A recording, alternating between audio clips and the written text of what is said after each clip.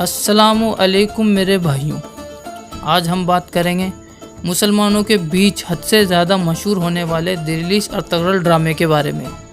Delhi Ertugrul drama सल्तनत उस्मानिया के बानी उस्मान गाजी के वालिद अर्तुगरुल गाजी पर बना है।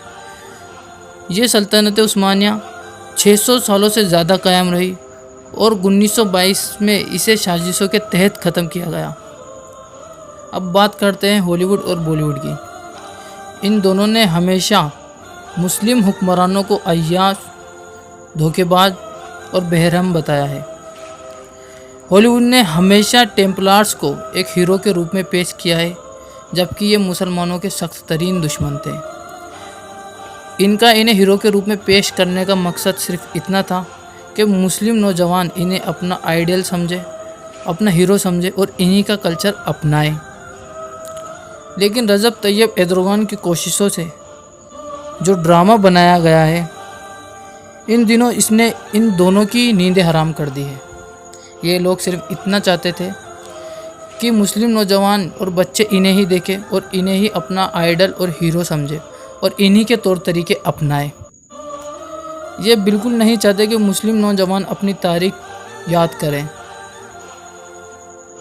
अब हम अर्तुगरुल गाजी की तरफ चलते हैं। यह वह दौर था जब चंगेज़ खान ने हर तरफ कत्लेआम मचा रखा था और इसी दौरान दूसरी तरफ सल्तनत ख्वारिज़्म ने खुरासान, ईरान, इराक, शाम के कई इलाकों पर अपना कब्ज़ा कर लिया। ये सब इलाके सल्जूक़ सल्तनत के थे। यह वह दौर था जब ख्वारिज़्म सल्तनत बिल्कुल अपने उरूज पर थी, लेकिन इसी दौरान चंगेज़ खान नामी तूफ़ान ने इसका रुख किया और इसे तबाह कर दिया। इसी तबाहकारी के बीच से यहाँ से कई कबीले निकले। इन कबीलों में से एक कबीला जो कि औरों से बड़ा, ताकतवर, बहादुर और जंगजू था, इसका नाम काई कबीला था। इस कबीले के सरदार का नाम सुलेमान शाह था। सुलेमान शाह के 4 बेटे थे।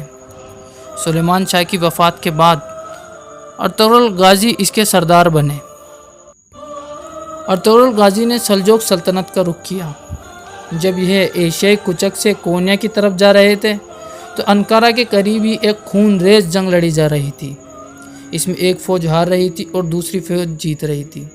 इन्होंने हारने वाली फ़ौज का साथ देने का हुक्म दिया और अपने 444 लड़ाकों के साथ इस जंग में कूद गए। इन्होंने जीतने वाली फ़ौज के पैर उखाड़ दिए और उन्हें भागने पर मजबूर कर दिया। जब जंग ख़त्म हुई तो पता चला कि जो फ़ौज जंग जीत गई है वो अलाउद्दीन सल्जूकी की फ़ौज है और जो फ़ौज हारी है इसके बारे में इख्तलाफ पाया जाता है।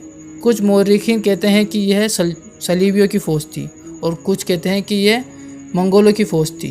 खैर जो भी हो, अलाउद्दीन सल्जूकी अर्तुगरुल गाजी की इस बहादुरी से बहुत खुश हुए और उन्होंने अंकारा के करीब ही सरहदी इलाके इन्हें दे दिए और इन्हें हुक्म दिया कि सलीबियों की तरफ से होने वाले हमलों को नाकाम करें और जो इलाके सलीबी जीत चुके हैं वापस हासिल करें।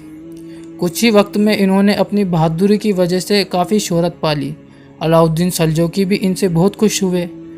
आगे चलकर इन्हें सोगत शहर भी दे दिया गया। जब येनी शहर और बरूसा के बीच में जंग हुई तो इन्होंने मंगोल और सलीबियों की इकट्ठा फ़ौज को एक साथ हराया। इन्होंने तमाम उम्र अल्लाह की राह में जिहाद किया।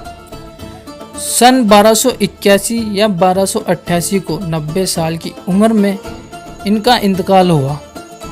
यह ड्रामा इसी मुजाहिद के ऊपर बना है। अमेरिका, इज़राइल और कई मुल्कों की नींदें इसने हराम कर दी है। अमेरिका के एक मशहूर अखबार वॉशिंगटन पोस्ट ने इसे सॉफ्ट बॉम्ब भी कहा है। फ़िलहाल इसका सीज़न 1 ही उर्दू में अवेलेबल है। इस ड्रामे के 5 सीज़न बनाए गए हैं। पहला सीज़न 2015 में बना था। जल्दी इसके हम सीज़न 2, सीज़न 3 और बाकी के सीज़न भी उर्दू में देख सकेंगे। अभी ये कुर्लुस उस्मान नाम से आगे बढ़ रहा है, जो कि अर्तुगरुल गाजी के सबसे छोटे बेटे और खिलाफत उस्मानिया के बानी उस्मान गाजी पर है। हम जल्दी हाजिर होंगे किसी और वीडियो के साथ। अगर वीडियो अच्छा लगा तो लाइक करें, शेयर करें और कमेंट में हमें बताएं कि हमसे क्या कमी रही। तो जल्द ही मिलते हैं किसी और वीडियो के साथ। तब तक के लिए अल्लाह हाफिज़।